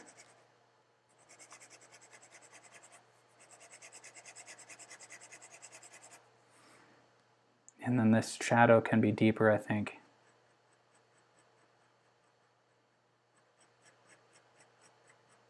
And as I'm doing those, I'm really trying to scoop the marks a little bit to make sure that they they feather out and create that sense of volume that we're looking for.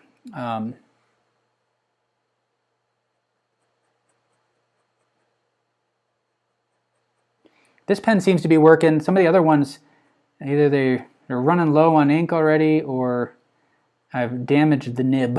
I think I probably damaged the nib, but they were giving me some trouble.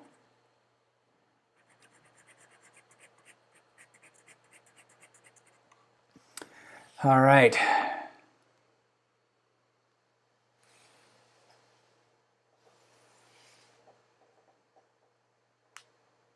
Leah Tawari, that was a very brave comment of you. Say, it's amazing that you're saying this about not gating your impulse, because I was beginning to think I should stop and go learn to play piano or something else.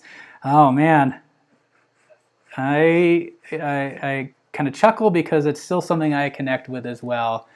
So, and I think we've had some comments here that kind of allude to that as well. Where like, what should, I don't know.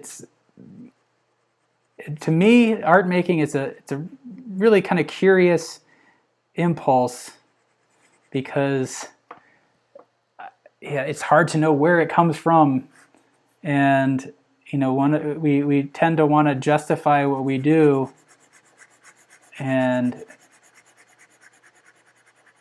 you know, sometimes we just want to make. Sometimes we just want to draw. You know, sometimes we don't even need to want to make a drawing. We just want to draw. And I think that's, for me, that's probably the stronger impulse, because generally once I'm done, I don't really think much about the work again. You know, I might have some pieces that kind of hang in my mind, and I'll intentionally set aside for a while. But generally, especially when I'm outdoors painting, I just want to have that experience of being outdoors and painting. And then once it's done, I have an image that kind of reflects that experience. But oftentimes that painting just goes in a box and I never see it again. And it's kind of sometimes fun to go back and see where, you know, it just kind of bring back those memories. But sometimes sometimes that impulse to create gets, again, gated by then the kind of the thoughts that we need to justify that to some degree. You know, I think about it like fishing. You know, there are some people that fish because that's how they make their living. You know, there's some people that fish just because it's fun, and you know, we do all sorts of things because they bring us joy.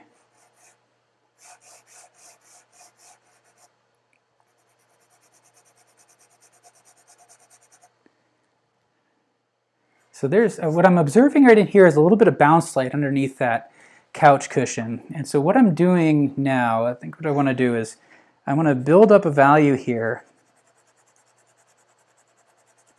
Kind of soften that transition.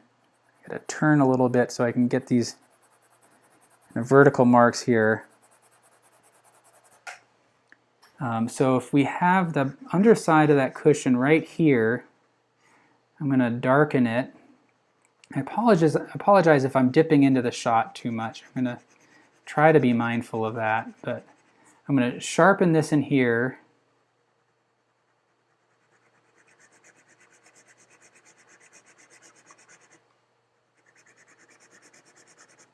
And then right in here, not up against that edge, but set inward.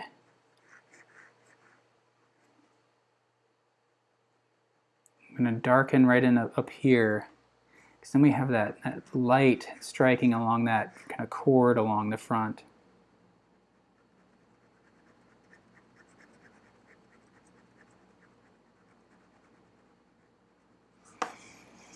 And in that, hopefully in this process, if I kind of leave this edge along in here a little bit lighter, it'll suggest some of that bounce light. But if you're observing that, just be careful not to overstate bounce light.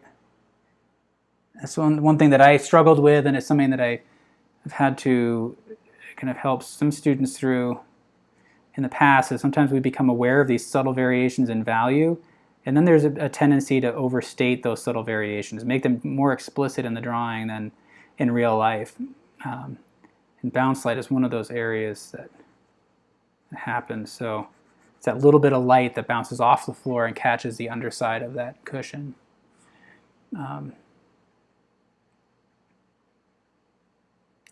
I know I have to kind of check myself a little bit because I just have a natural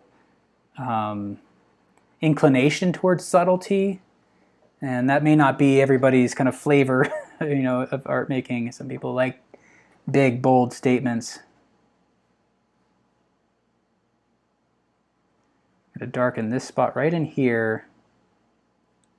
Going to sharpen up that corner a little bit.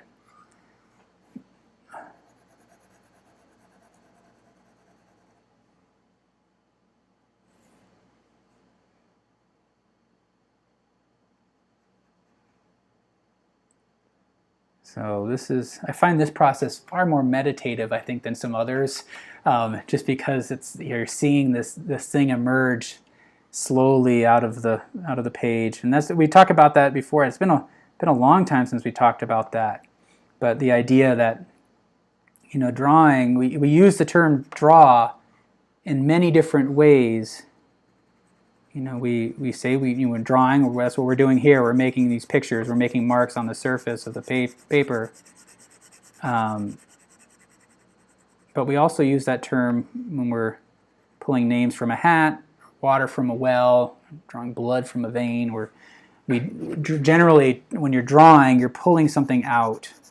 And I like to think about that with these images, is that we're using these marks to pull an image out on the page. Pulling it out of our minds. Everything gets filtered through the minds. So even if we're observing something, it all passes through our brain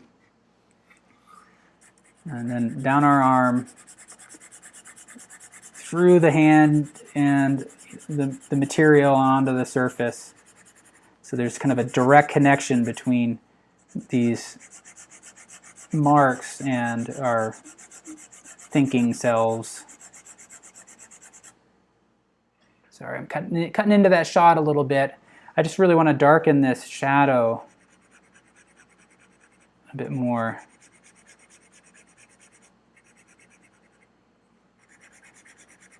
So I'm targeting some of those light areas to try to fill in. It's kind of creating this patch, but I think it's reading effectively as a shadow. Mad moments go. Oh, thank you for the comments. Yeah, that's an old one that I found just the other day. Thought I'd put it up.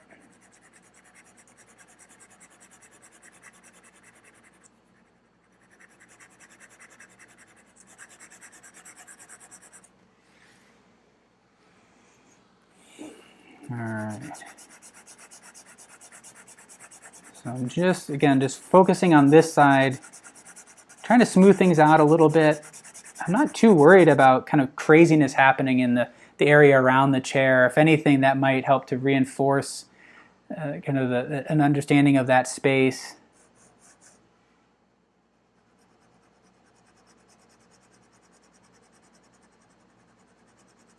I'm trying to be a little bit gentle with the paper too, because I can feel it starting to give a little bit under the ink. It's getting a little soggy.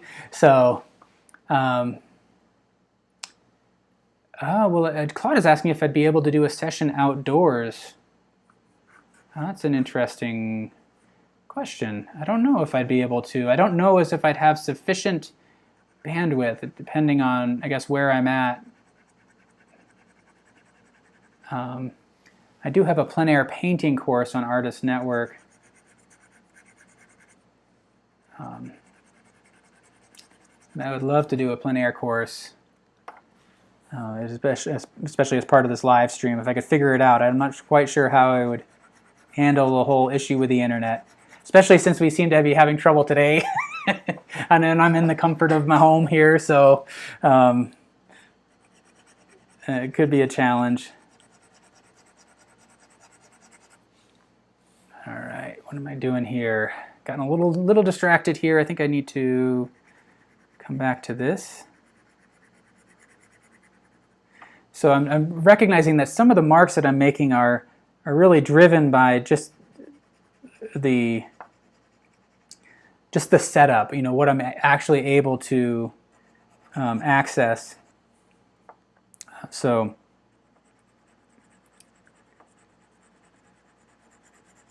what would I do? Like, so for example here, I'd like to be able to, let me see if I can get this in here, run these horizontally to kind of reinforce that plane.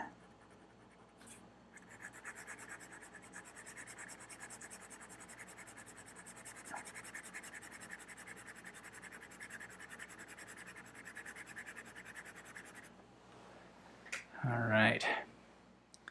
So one of the things too is don't be too afraid to go darker with these spaces, I mean, especially in the light areas. I can bring a wash of value right on top of that, and it'll still read as light. So you know, you don't have to be too precious if you find that you're preserving the white of the page too much. I know if some of you have had posted questions about kind of adjusting the contrast a little bit, feeling like your work's getting a too high contrast. Sometimes that can be solved by simply just going darker with the lights, being comfortable with, you know, not having your tonal range go from, you know, pure white to pure black, and maybe there's a slight tone on the lights. So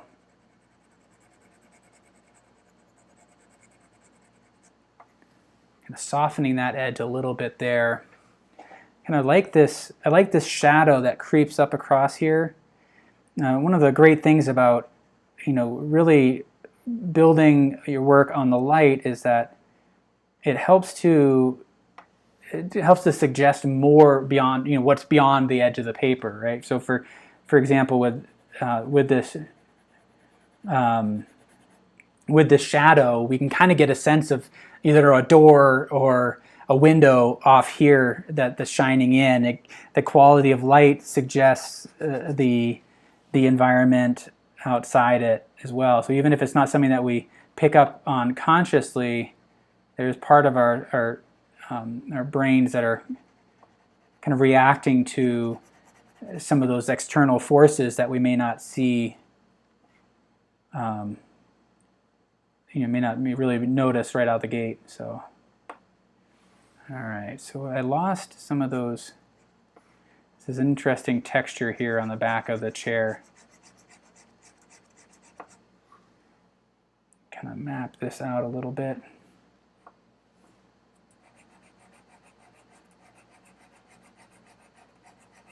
So I'm trying to keep those marks vertical, because one of the dangers here in working this way is with the natural pivot of the wrist, it's going to create these curves in the marks. So I'm trying to, as you know, practice dragging down with my hand here, creating a more vertical, a straighter mark. But if you do that, let me kind of show you at least my philosophy for that. So say I build up a series of hatch marks, and they all have like kind of a curve, that curve of the wrist, and you want to get rid of that. The way to balance it is to kind of flip it and then create a counter curve. So if they're all running in this direction, lay in another layer of marks that curve in the opposite direction. So if you go from concave marks in one pass, do a layer of convex marks on the other. So you might have to flip the paper upside down to do that. And then they kind of visually meld together, and they can kind of balance that out. Because I can't kind of do that effectively here, I'm going to try to create marks that are generally straight.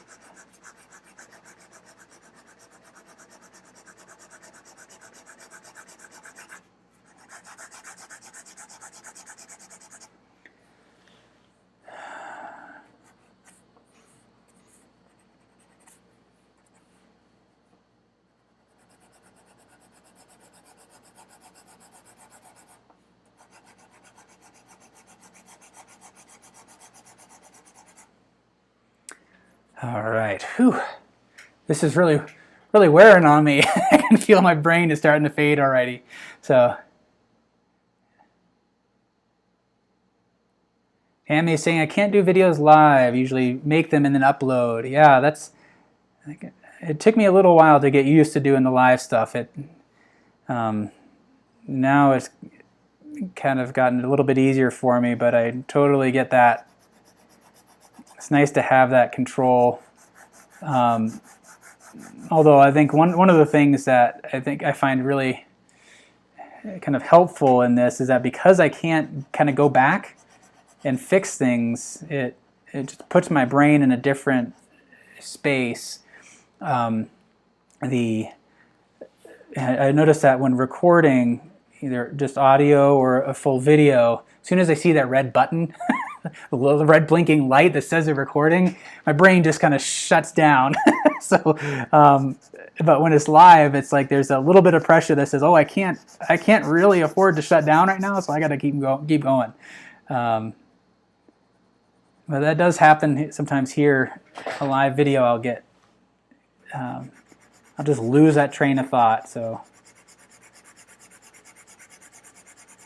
but you guys are all awesome and have been really encouraging, so I appreciate that. So I'm trying to be mindful of the cross contour here. The natural movement of my arm wants to make marks that curve this way, which is, I think it's kind of running counter to the natural structure of the couch, and so, or the chair. So in order to do that, I need to lock the wrist, draw from the shoulder a little bit more.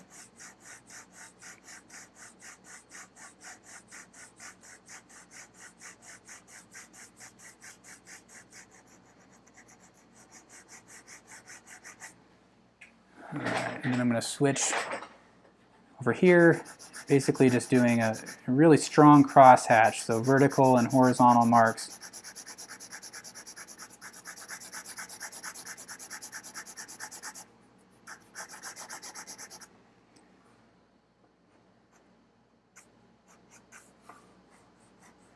Trying to keep that gestural quality to some degree.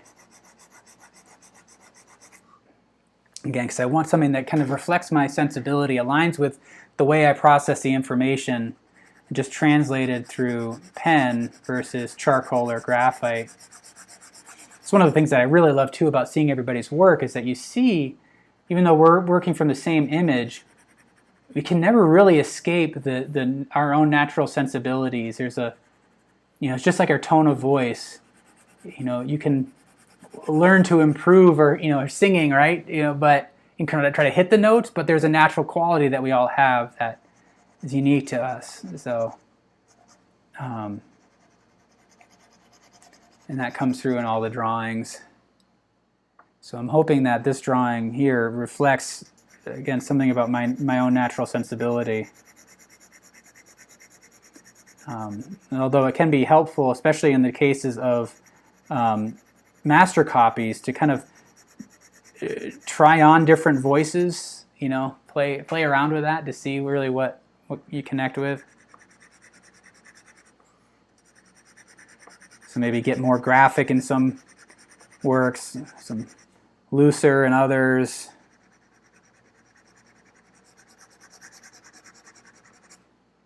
Kind of experiment with that. All right, so I feel like we're kind of capturing the spirit of the chair. Either's asking if I've tried liquid charcoal yet. Not yet. I need to, and I'm glad you brought that up. Yeah, I don't know what surface to use for the liquid charcoal. You might, I bought some Rives BFK. It's a printmaking paper. I went into Jerry's up in Fort Collins and got some up there. You can get it off of Legion paper. So it's a printmaking paper. It's 100% cotton rag, but it's got sizing in it that'll help hold up under water, because for intaglio printmaking, you dampen the surface. So you need to have paper that will hold up under that. And so you might try that. See if that works. Actually, I have a sheet of it right here. It just looks like a sheet of white paper. It's very similar to the Stonehenge that I've got, but I do like the Rives BFK to draw with, and like I said, it worked really well for printmaking. when I was doing that, and it held up nicely under some of the kind of damp conditions there. And what you might try doing with that liquid charcoal is to kind of stretch the paper, so dampen it, and then blot it, weigh it down, and maybe try to stretch it out a little bit, so it's kind of staple the edges onto a board. And then as it dries, it'll shrink, and that'll keep it a bit more rigid for future layers of water.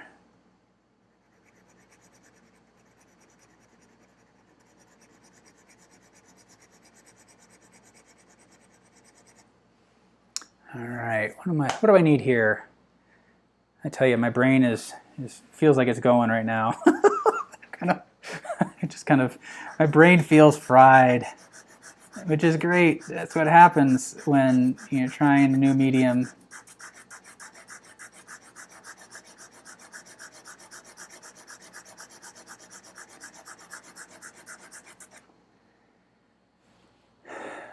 That got a bit streaky across there, but I kind of like it.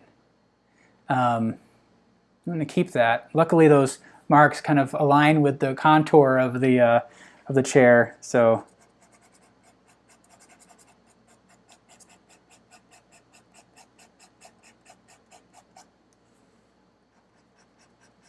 So I'll just do a little bit of cross-hatching, kind of dropping the marks in this dark area where there's a little less kind of at stake with those marks, and then lifting off and try to feather off some of the marks I'm making here.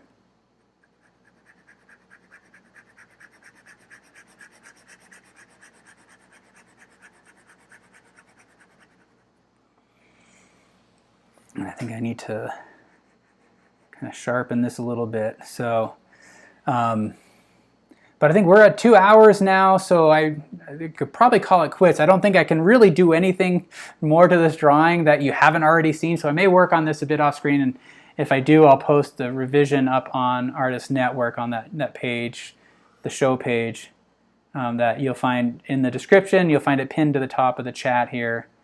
Oh yeah, here's my other drawing. So you can kind of see, again, with a little bit more time, where I ended up with this one. Let's see how it compares. Pretty similar, actually. I was surprised by the scale. But you can see just kind of richer values in here versus this one. So I could probably go darker, especially in this area here. But I think I'm going to call it a day because I got other work I got to get done. Next week, what am I drawing? Oh, a cheetah. That's going to be a fun one. I got to figure out what I'm going to do. If I'm going to use charcoal for that one or graphite. But I found this cool photo of a cheetah, just the cheetah's face, so it'll be kind of a fur texture that we're going to be focusing on. Mad Moments Go, this drawing would fit well in a book cover illustration. Oh, that'd be interesting. Yeah, it reminds me of one of my other heroes is Rockwell Kent, who did these beautiful illustrations for these books. I love seeing those things. It makes me want to go look at his work again. I mean, his paintings definitely too, but made me think of when you said illustration, made me think of his illustration work. So Tammy's saying on one side of the chair's arm, it needs that little shadow, looks like an indent. I'm not sure. I feel like this could probably be a little bit darker in here, but yeah, I feel like there's a lot. Like I'm missing this shadow under here.